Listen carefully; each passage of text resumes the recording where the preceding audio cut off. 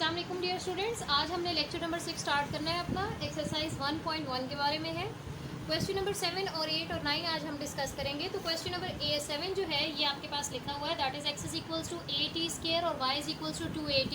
These are two parametric equations. इनको हमने parabola की फॉर्म में रिप्रेजेंट करना है। तो इसके लिए सबसे पहले आपको पता होना चाहिए कि पैरामीट्रिक इक्वेशंस क्या है।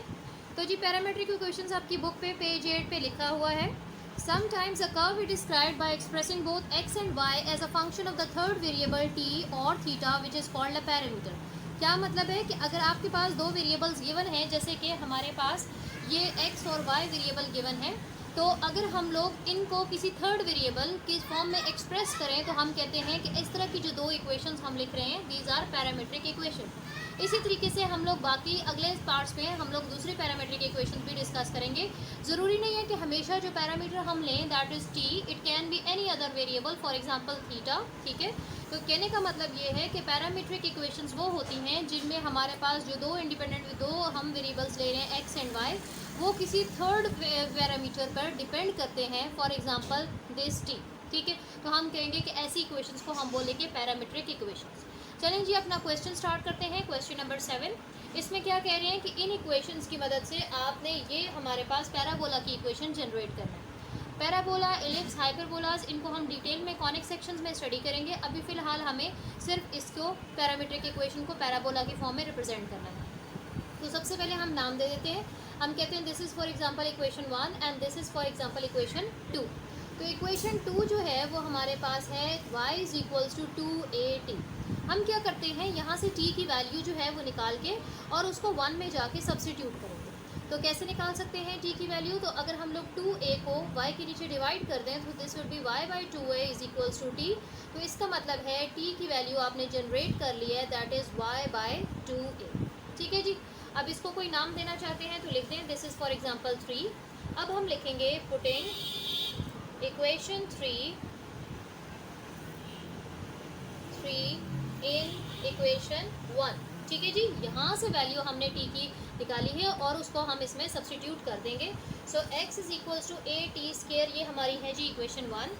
x is equals to a, t की जगह पे लिखना है y by 2a। So this would be a y square by 4a square. ठीक है जी, आपको पता है कि एक a कैंसिल हो जाएगा। So this would be x is equals to Y square by 4a। ठीक है जी, तो यहाँ से हम कह सकते हैं अगर हम लोग ये 4a जो डिवाइड हो रहा है वो उसको इस तरफ शिफ्ट कर दें तो हमारे पास फाइनली इक्वेशन बनेगी Y square is equals to 4ax। और यही वो पैराबोला की इक्वेशन थी जो हमें जनरेट करनी। ओके जी, सेकंड क्वेश्चन हमारे पास है x is equals to a cos theta, y is equals to b sin theta. These are another two parametric equations which are depending on some third variable that is theta. ठीक है, और क्या हमें represent कराना है कि ये ellipse की इक्वेशन ये रिप्रेजेंट करते हैं। तो इसके लिए हम लोगों ने इसके मुताबिक स्ट्रैटेजी देखनी है कि आपको नज़र आ रहा है कि अगर हमें ये इक्वेशन चाहिए तो इसमें हमें a डिवाइड करना पड़ेगा और b को भी y के साथ डिवाइड करना पड़ेगा, तो जिससे हम लोग x बाई a या y बाई b जनरेट कर सकते हैं। तो चलिए जी, हम कहते हैं this is for example 1 and this is for example 2। तो a अगर हम लोग डिवाइड कर दें तो हम कहेंगे x बाई a क्या हो जाएगा, cos theta, y by b is equals to sine theta. अब हमें क्या करना चाहिए, इनको अगर 1 की जगह हम इनको 1 और 2 कह देंगे तो ज़्यादा बेहतर होगा। अब हमें क्या चाहिए, इनकी स्केयरिंग करनी है। ठीक है जी, अब हम कहते हैं जी स्केयरिंग बोथ साइड्स। तो जब स्केयरिंग करेंगे तो ये हो जाएगा X square by A square is equals to cos square theta and Y square by B square is equals to sine square theta. This is named as 1 and this is named as 2। अब क्या चाहिए, इन दोनों को add करना है। So our last step would be adding equation 1 and 2। तो हमारे पास बनेगा X square by A square plus Y square by B square is equals to cos square theta plus sin square theta, and you all know this identity that cos square theta plus sin square theta is equals to 1. So finally अब हम कहेंगे, इसी step पे मैं आपको लिख के दे रही हूँ कि फाइनली कि this cos square theta plus sin square theta जो है वो हमारे पास क्या हो जाएगा 1। और ये ही वो इक्वेशन थी एलिप्स की जो हमें जनरेट करनी। ठीक है, now the last question that is third part. Question number 7 third part, ये आप लोगों ने खुद अटेम्प्ट करना है। इसमें x is equals to A secant theta और y is equals to B tan theta given है, और आपने जो है वो क्या मालूम करनी है, इक्वेशन ऑफ हाइपरबोला। ठीक है, आपने इसी तरह स्टेप्स फॉलो करने हैं। एडिंग की जगह आप सब्ट्रैक्टिंग करेंगे, और उसके बाद जो हमारे पास आइडेंटिटी बनेगी वो आपने देख के बताना है। नंबर 8 जो हमने स्टार्ट करना है दैट इज़ अबाउट आइडेंटिटीज़, कि इन आइडेंटिटीज़ को आपने प्रूव करना है। आइडेंटिटीज़ प्रूव करने से पहले सबसे पहले आपको ये तमाम फार्मूलाज जो है वो नोटेशंस पता होनी चाहिए।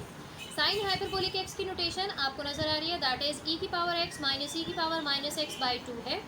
Similarly cos hyperbolic is E की पावर एक्स प्लस ई की पावर माइनस एक्स बाय 2 है।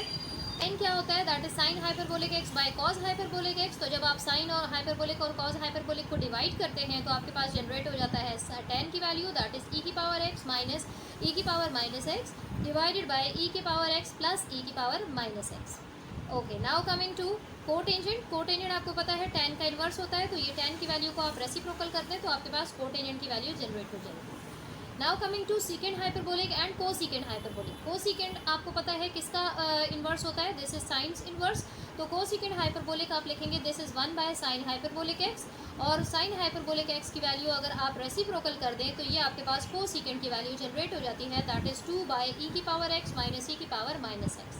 And the last one is secant hyperbolic X. secant hyperbolic X is 1 by cos hyperbolic x.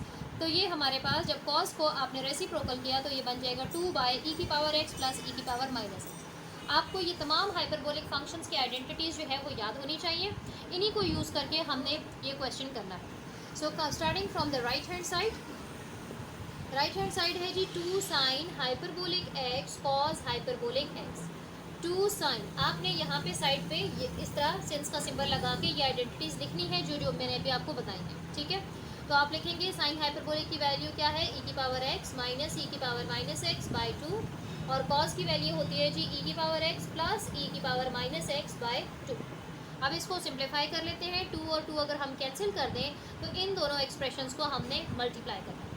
अगर हम इजी वे चलना चाहते हैं तो हम अगर हम देखें कि this is A minus B and this is A plus B, तो हम लोग A square minus B square वाला फॉर्मूला यूज़ कर सकते हैं। ठीक है, ए माइनस बी गिवन है, ए प्लस बी गिवन है, so you can write it as A square minus B square. तो चलिए जी, ए स्केयर बनेगा, फर्स्ट टर्म इज ई की पावर एक्स इसका स्केयर माइनस बी स्केयर का मतलब है ई की पावर माइनस एक्स का square divided by 2 as it is. अब आपको पता है कि ये ब्रैकेट शो करिए कि ये दोनों आपस में मल्टीप्लाई होने चाहिए, तो दिस वुड बी ई की पावर 2x माइनस ई की पावर माइनस 2x बाई 2। अब हमें सोचना है कि ये किसका फॉर्मूला है। ठीक है, तो इसके लिए अभी हमने थोड़ी देर पहले जो फॉर्मूलाज डिस्कस किए हैं और लिखा भी है कि साइन हाइपरबोलिक है इसकी इक्वल ई की पावर x माइनस ई की पावर माइनस एक्स बाई 2। तो अब आप खुद सोचें कि अगर साइन हाइपरबोलिक x की जगह हम 2x सब्सटीट्यूट कर देते तो x की जगह 2x हो जाता और माइनस एक्स की जगह भी माइनस 2x हो जाता। इसका मतलब कि ये फॉर्मूला है साइन हाइपरबोलिक 2x का, और अगर आप गौर करें तो this is your left hand side. तो ये आपकी पहली आइडेंटिटी। सेकेंड पार्ट है हमारे पास 1 minus tan hyperbolic square x. ठीक है जी, तो यहाँ पे अगर हम दोबारा राइट हैंड साइड से स्टार्ट करें तो हमारे पास है 1 minus tan hyperbolic square x. Tan hyperbolic की वैल्यू जो है वो आपको पहले भी बताई है, अभी हमने डिस्कस किया है, तो यही वैल्यू हम सब्सटीट्यूट करेंगे। दिस वुड बी ई की पावर एक्स ई की पावर माइनस एक्स बाय ई की पावर एक्स प्लस ई की power minus X whole square. ठीक है, अब हम क्या करेंगे, स्केयरिंग ओपन करेंगे। आपको पता है this is A minus B whole square, this is A plus B whole square, तो आपने इसको इसी लिहाज से ओपन करना है। अब मैं क्या कर रही हूँ कि इनको 1 बाय 1 ओपन करते हैं।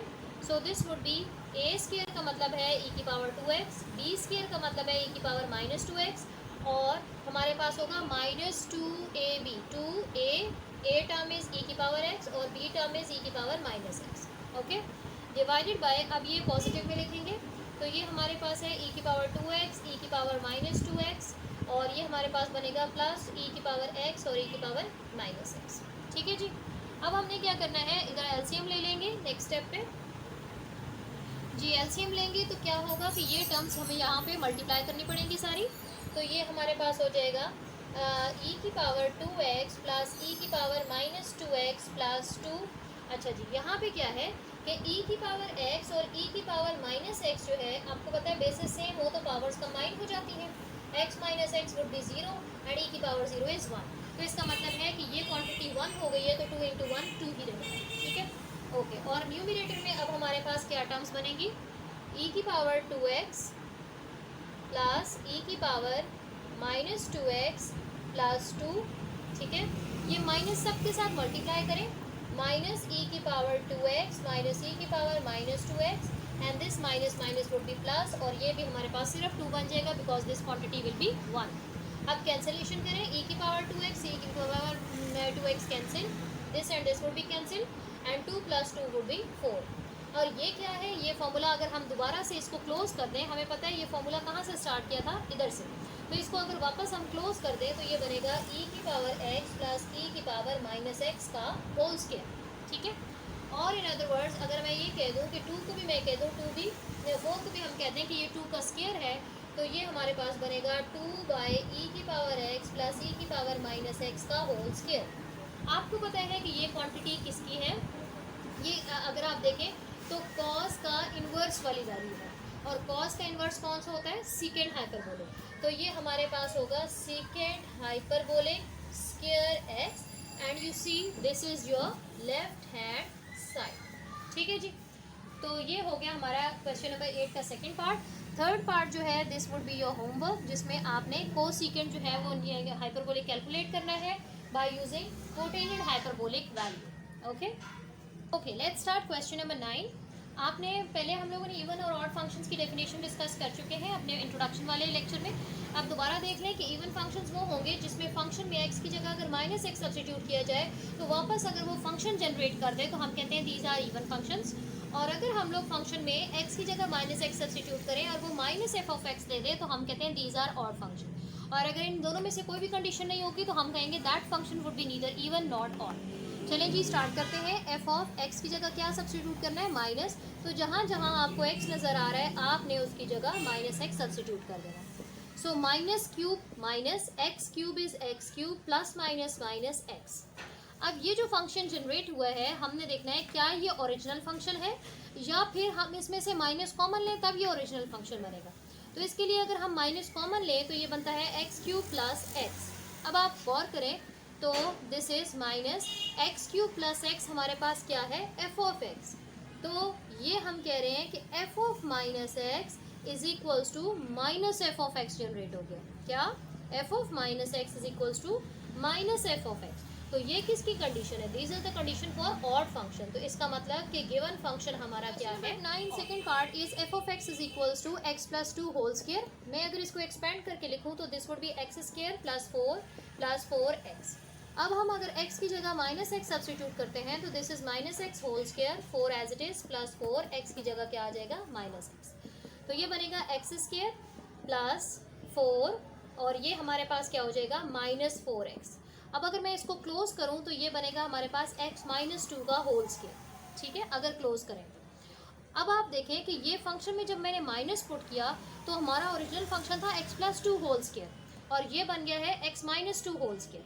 तो अगर हम फॉर एग्जांपल कहते हैं कि इसका मतलब है कि ये ओरिजिनल फंक्शन तो नहीं बना, और अगर ये ओरिजिनल फंक्शन नहीं बना तो ये इवन तो नहीं होगा।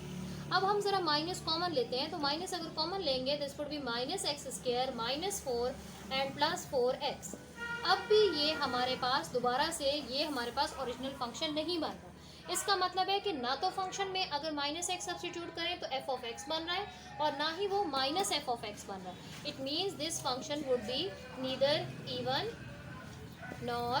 फिफ्थ पार्ट जो है मैं आपको करवाने लगी हूँ, इससे पिछले तो 2 पार्ट्स हैं, थर्ड एंड फोर्थ, ये आपका होमवर्क है, आपने मुझे खुद ट्राई करके बताने हैं कि ये इवन फंक्शंस हैं या ऑड फंक्शन है।